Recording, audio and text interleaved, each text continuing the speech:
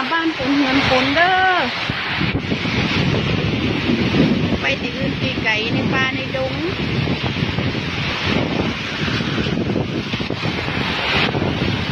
หมดเจ้าแก้ว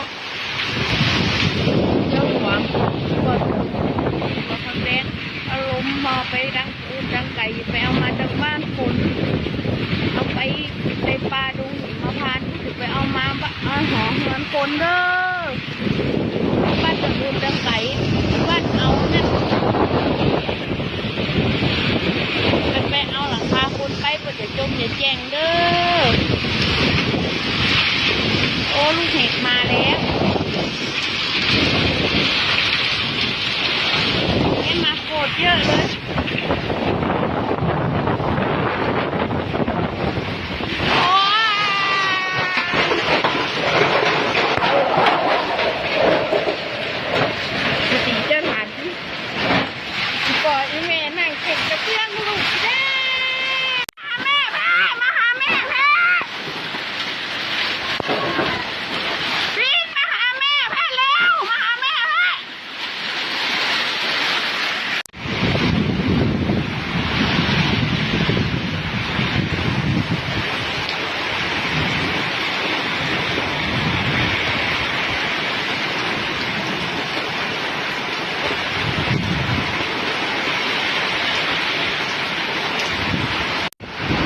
หัวกันได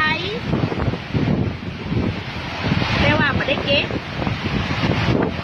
ลมโคตรแรงเลย